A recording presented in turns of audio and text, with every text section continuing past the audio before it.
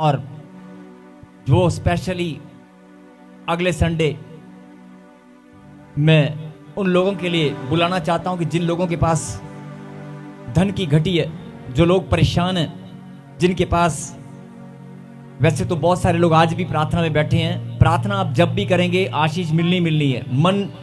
मन आपने जब खोल दिया तो आपको आशीष मिलनी है। लेकिन जो लोग बोलते हैं कि हमारी प्रार्थना नहीं भी, हम कर्जे में हैं, फाइनेंशियल प्रॉब्लम है, कोई बिजनेस डामाडोल हो गया या बिजनेस का लॉस हो गया है, कोई बात नहीं, जितने भी लॉस में आप पड़े हैं आप जरूर आए। परमेश्वर आपके मस्तक को ऊंचा करेंगे। वो आपके लिए रास्ता बनाकर नया रास्ता बनाने वाले परमेश्वर हैं। जब सारे रास्ते बंद हो जाते हैं तो परमेश्वर रास्ता खोलते हैं। बोलो आमीन। यस, एक जोरदार ताली बजाकर धन्यवाद दें सभी गवाहियों के लिए, जितनी भी गवाहियां आपने सुनी हैं और जिन्होंने दी हैं। परमेश्वर इनके जीवन में और गवाहियां बनाए, और जिन्होंने आज गवाही को सुनकर प्रभु को महिमा की है, परमेश्वर आपके जीवन में बहुत सारी गवाहियां जल्दी जल्दी बनाए। बोलो आमीन। आमीन। बोलो, मेरी गवाही सबसे पहले आने वाली है। मैं गवाही के साथ प्रभु को महिमा देने वाली हूं। एक बात बता रहा हूं और ध्यान से सुनना। जब आपको ताने मारते हैं, जब आपको बोलते हैं कि बड़ा आया, बड़ी आई, साथ ही बोलो यस मैं बड़ा आया हूं, मैं बड़ी आई हूं। आप मुंह से नहीं बोलना, मन में बोला करो। कई लोग ना बड़ा आया कि यार जो तू बोल रहा है तेरे मुंह में फूल चढ़े। अच्छा मुझे प्रभु बड़ा हूं मैं तभी तो बोल रहा है। उल्टा आप घबरा जाते हैं। आप घबराना नहीं है। और आज मैं बोल रहा हूं कि बहुत सारे लोग ना मुस्कुराते नहीं हैं और बैठते आगे हैं,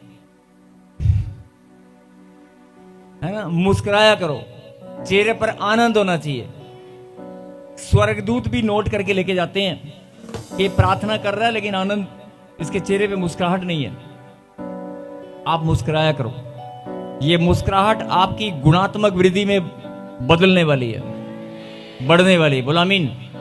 कई लोग बोलेंगे हाँ तेरी बेटी का रिश्ता नहीं हुआ।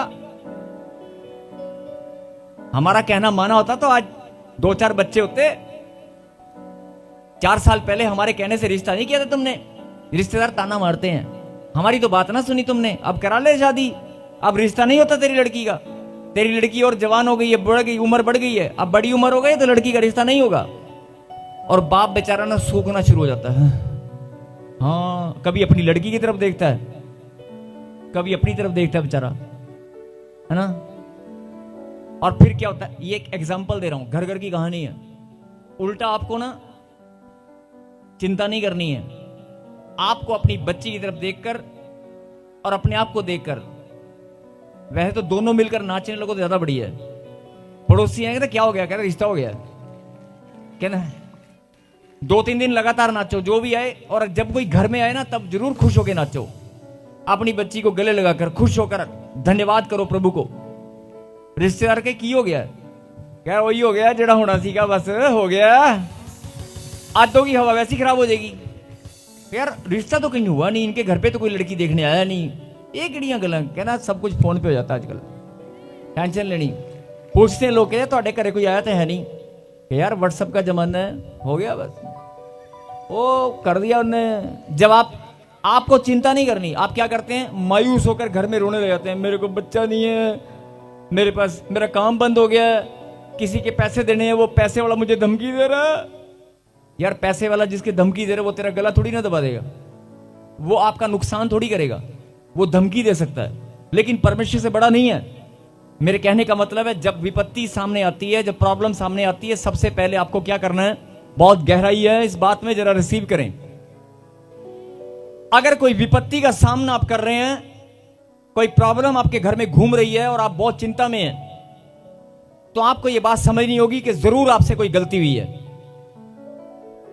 जरूर शैतान को कोई मौका मिला है, कोई शराब का पीछा करते हुए, कोई बद्दुआएं, शराब या कोई नेगेटिविटी, या कोई हमारी प्रार्थना में कमी है या विश्वास में कमी है, जिसके कारण शैतान अभी भी हमारे घर में प्रॉब्लम लेकर घूम रहा है। इसका मतलब आपको पश्चाताप करके प्रभु से माफी मांगकर कि प्रभु अगर कोई गलती हुई तो माफ करें, लेकिन जो ये प्रॉब्लम है मैं इसको दोबारा देखना नहीं चाहती, इसे उखाड़ने वाले आप हैं। और आज से मैं विश्वास के साथ धन्यवाद की प्रार्थना करती हूं कि मेरे घर में जो प्रॉब्लम है मैं दोबारा, मुझे कोई चिंता नहीं करनी। आप ऐसे प्रार्थना करनी शुरू करो और फिर उसके बाद घोषणा डेली। कई लोग कहते हैं हमें टाइम ही नहीं मिलता। एक बहन बहुत, मैंने कहा तू प्रार्थना की अगर बहन, 4-5 साल पहले की बात है, कहती मैं की करा पौड़ जी, जो एक बच्चा इधर आ जाता कहता इधर खाना, मैं तो बच्चों तो फुर्सत नहीं होती, नाले मेरी दरानी बाहर गई है, उनके जवाब भी मैं सामने पैंदे ने। ऐसे कहती मैं क्या करूं, मैं कहा कोई बात नहीं, काम करते हुए भी आप प्रार्थना कर सकते हैं, काम करते भी प्रभु को धन्यवाद कर सकते हैं। कहती प्रार्थना करने का टाइम ही नहीं मिलता। ये सबके साथ है। अगर आपको टाइम नहीं मिल रहा तो कोई बात नहीं, आटा गूंथते हुए आप प्रभु की महिमा कर सकते हैं, आप झाड़ू लगाते हुए भी कर सकते हैं, आप गाड़ी चलाते हुए भी कर सकते हैं, कपड़े धोते हुए भी कर सकते हैं, काम करते हुए भी आप प्रभु को प्रार्थना नहीं कर सकते तो आप घोषणा कर सकते हो, प्रभु यीशु मसीह मैं तेरे नाम से जीत चुकी हूं, मैं जीत चुकी हूं। बोला आमीन। और उस बहन ने ना, उसकी गवाही है, जब उसके साथ उसके रिश्तेदार कहते प्रॉपर्टी तुसी हुण जदों दी दुआ करा के गए ना कपड़े बड़े धोन लगी है, जदों दी दुआ करें साडे घर च ना काम बड़ा स्पीड नाल करन लगी है। यस, ऐसा होता है। बहुत सारे लोग कपड़े को ना, कपड़े धोते होते कपड़े को गुस्सा निकालते हैं। गुस्सा नहीं निकालना आपको प्रार्थना में घोषणा करनी है। जितनी ज्यादा आप घोषणाएं करेंगे, जितना ज्यादा आप आनंद दिखाएंगे अपने अंदर से, और समय निकालकर सुबह दोपहर शाम जब भी आपको समय मिले, प्लीज ये मेरी विनती है, अपनी प्रार्थनाओं को आप थोड़ा सा बढ़ाएं, अपनी प्रार्थनाओं को आप ध्यान दें, अपने मन में अपनी आत्मा में आप खुद झांक कर देखें कितनी प्रार्थना आप करते हो या कैसे करते हो।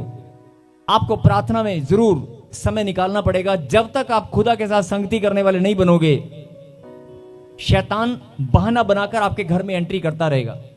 आपको समय निकालकर आराधना, प्रार्थना या घर में संगति करना बहुत जरूरी है। आप प्रार्थना में जरूर अपना समय निकालें, चाहे 15 मिनट है, आधा घंटा है, दिन में 2-3 बार, जब भी आपको, जैसे आपको कन्वीनियंट हो, जैसे आपका समय हो। परमेश्वर बंदिशों का परमेश्वर नहीं है।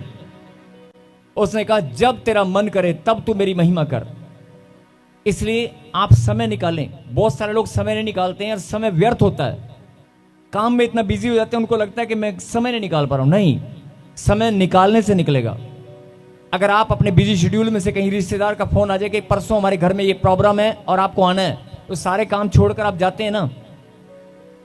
जब भी कोई काम के लिए, अगर डॉक्टर के पास आपको जाना है तो आप ऑफिस का, घर का सारे काम छोड़कर डॉक्टर के पास जाते हो ना।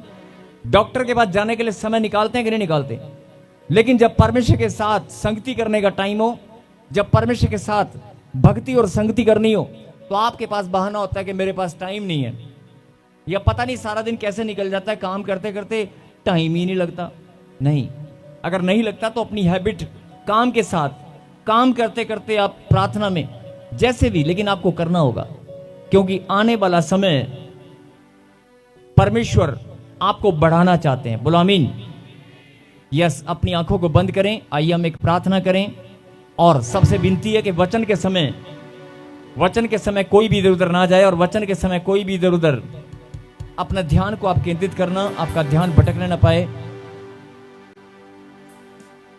और जिन्होंने प्रभु के राज्य के सेवकाई के लिए भेंट और दशवांश को बोया, जिन्होंने आज बड़ी उत्तम भेंट के साथ प्रभु को महिमा दी है, तन मन धन अन्न किसी भी प्रकार से विश्वास के द्वारा आराधना में और नाचकर झूमकर आराधना करते हुए विश्वास के साथ प्रभु को जिन्होंने धन्यवाद भी किया है, मेरे खुदा हर एक की भेंट को आप ग्रहण करने वाले परमेश्वर हैं। और जिन बच्चों को प्रभु जी आपने अपने समीप आने का अवसर दिया है, मैं आपको धन्यवाद देता हूं। यह असीम कृपा आप ही ने प्रभु हम सब पर की है। और जितने भी लोग प्रभु जी इस भवन में आज आए, जो ऑनलाइन जुड़े हैं, सबको प्रभु जी आप संभालने वाले, सबको आशीष देने वाले परमेश्वर हैं, सब पर दया करने वाले परमेश्वर हैं। मैं आपको धन्यवाद देता हूं पिता परमेश्वर कि आपने ये अवसर हमारे जीवन में ठहराया है। मेरे खुदा, हम सब बड़े आनंद के साथ आपके चरणों में धन्यवाद की भेंट अर्पित करते हैं। हम सब की भेंटों को आप ग्रहण करें। तालियों के साथ धन्यवाद दें और ऊंची आवाज से बोले, परमेश्वर मेरी भेंट को मन से, मैं चाहता हूं कि आप मन से बात करें। आप दुख में, तकलीफ में, चिंताओं में जैसे भी हैं, आप जितने भी लोग प्रभु की संगति में ताजपुर चर्च में प्रॉफिट बजिंदर सिंह मिनिस्ट्री में आज यहां पर बैठे हैं, एक बात हम सब जानते हैं कि आप अपनी मर्जी से नहीं आए हैं। आपके यहां पर आने में खुदा की इच्छा और खुदा की योजना शामिल है। बोलो आमीन। अगर आप परमेश्वर की अनुग्रह के द्वारा, परमेश्वर की इच्छा के अनुसार यहां पर आए हैं, तो मैं फिर रिपीट कर रहा हूं कि अगर परमेश्वर की इच्छा के द्वारा आप यहां पर आए हैं, तो परमेश्वर ने अगर आपको बुलाया है, तो वह आपके जीवन में कुछ अलग करना चाहता है। एक दूसरे को हाथ मिलाए और कहें, जागते रहो। बहुत सारे लोग हो सकता है सो गए हों, और आंख बंद करें, विनम्रता के साथ अपने मनों को झुकाएं, अपने हृदय को विनम्रता के साथ, कठोरता नहीं, विनम्रता के साथ अपने हृदय को झुकाकर नम्र और दीन होकर प्रभु के चरणों में आएं। और जितने लोग खड़े हैं सब बैठ जाएं और बैठकर प्रभु से बात करें कि परमेश्वर मैं आपकी बेटी हूं। मैं चाहता हूं कि 30 सेकंड, 1 मिनट, 2 मिनट आप बात करें प्लीज। जब उसके बच्चे इकट्ठे होकर, मेरे पीछे बोलो, इकट्ठा होना परमेश्वर को भाता है। फिर से कहें, हमारा इकट्ठा होना परमेश्वर को भाता है। कहें आमीन। आप जब इकट्ठे होकर एक साथ उस खुदावंत से आप बात करते हैं, जब अपने दिल की बात, अपनी भावनाओं को, अपने प्यार की बात, अपने दुख तकलीफ जो भी आप अपने बच्चों के लिए, अपने हस्बैंड के लिए, अपने बिजनेस वीजा के लिए, घर के लिए, जो भी ये आप मांगना चाहते हैं, आप बात करें। आंख बंद करें, इधर उधर ना देखें, एक साथ।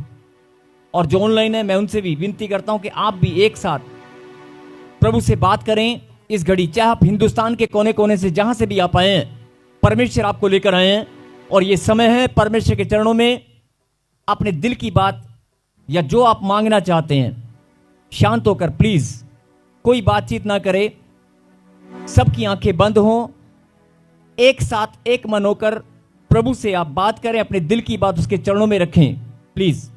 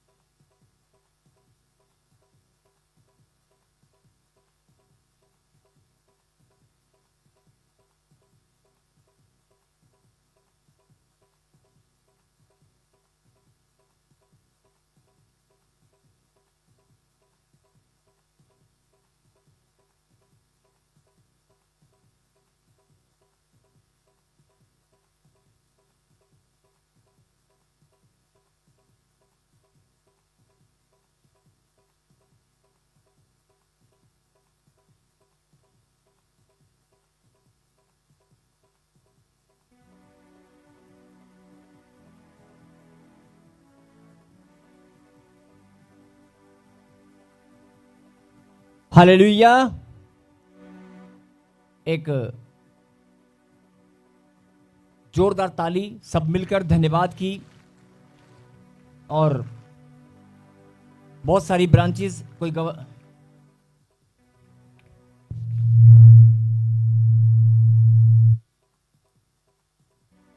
बहुत सारी ब्रांचेस ऑनलाइन हैं, और जितने भी लोग ऑनलाइन अपने मोबाइल के साथ अभी जुड़े हुए हैं, जो लोग इस समय ऑनलाइन प्रार्थना सभा में सम्मिलित हैं, और जितने भी लोग ताजपुर चर्च में बैठे हैं, मैं सबके लिए प्रार्थना करता हूं। मेरे खुदा आज इनके जीवन में जो भी आज तक बंधन है, जो शैतान ने बांध रखा है, मैं प्रार्थना करता हूं। आपके वचन में लिखा है, धरती पे खोलोगे मैं स्वर्ग से खोल दूंगा। मेरे पिता, खोलने वाले आप हैं, और हमारी प्रार्थनाओं को सुनकर उत्तर देने वाले आप परमेश्वर हैं।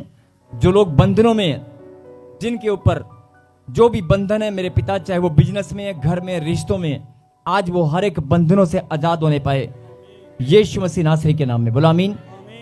धन्यवाद पिता। एक प्रार्थना सभा शायद रांची में होने वाली है, जो लोग रांची, और एक प्रार्थना सभा महाराष्ट्र में होने वाली है। तो जितने भी लोग, डेट आपको बता दी जाएगी। और एक प्रार्थना सभा हरियाणा में होने वाली है, एक रांची में, एक हरियाणा में, एक महाराष्ट्र में। स्थान और डेट आपको बता दी जाएगी अगले हफ्ते। जितने भी लोग जहां भी जुड़े हुए हैं, वो लोग अपने साथ अपने रिश्तेदारों को उन मीटिंग में जरूर लेकर आएं। उस प्रार्थना सभा में परमेश्वर सबको आशीष दे। कहें आमीन। आइए हम प्रभु के वचन में चलें, और वचन में जाने से पहले प्रभु ने कहा कि जरा ध्यान से सुनना। परमेश्वर ने कहा कि बहुत सारे लोग जो मेरे पास आते हैं, और बहुत सारे लोग जो मेरे कलाम को सुनते हैं, और बहुत सारे लोग जो मेरी बात को सुनते और समझते हैं, वचन के द्वारा शिक्षा ग्रहण करते हैं, और बहुत सारे लोग विश्वासी हैं, प्रार्थना करते हैं, जिनके ऊपर मैंने अनुग्रह किया है, जिन पर मैंने दया की है, जिनको मैंने हजारों लाखों की भीड़ में से चुनकर अलग किया है, जिनके पास मैंने अपने कलाम को भेजा है,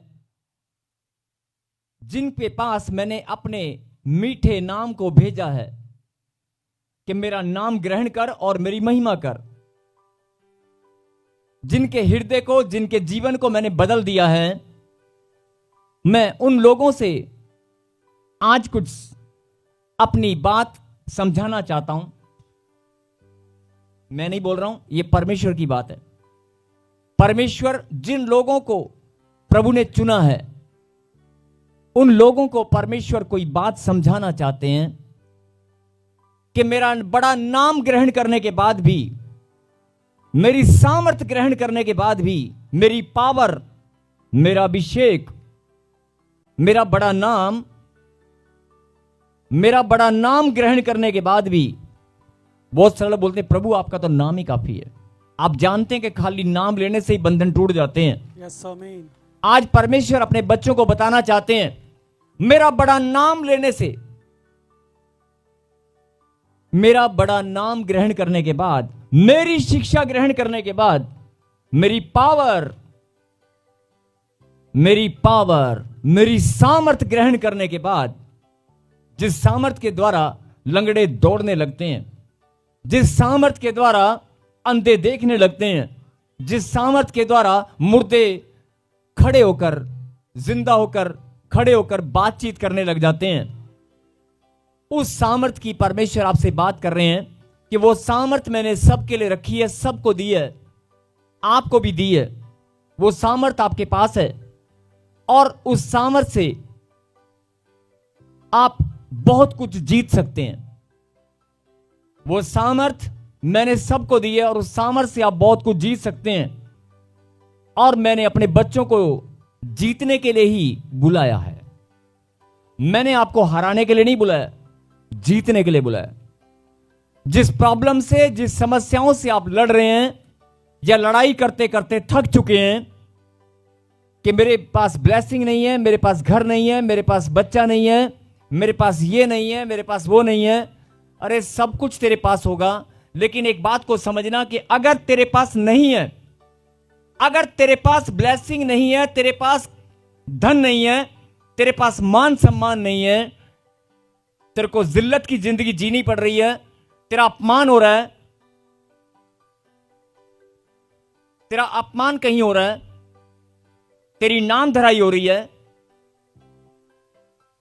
और तेरी नाम धराई हो रही है और लोग तुझ पर उंगलियां उठाते हैं, तू अपने आप को घुटन में महसूस करता है, हारा हुआ महसूस करता है, तो मैं तुझे फिर से बताना चाहता हूं, मेरा कलाम तेरे पास है, मेरा बड़ा नाम तेरे पास है, मेरा अभिषेक तेरे पास है, मेरी सामर्थ तेरे पास है, मेरी सुप्रीम पावर तेरे पास है, सब कुछ तेरे पास है।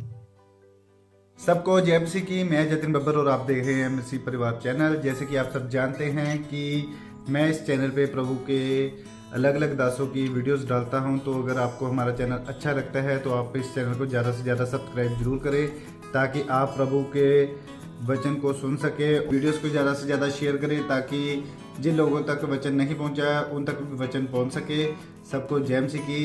एक बार मैं आपसे दोबारा कहूँगा कि इस चैनल को सब्सक्राइब जरूर करें और वीडियोस को ज़्यादा से ज़्यादा शेयर करें। जय मसीह की।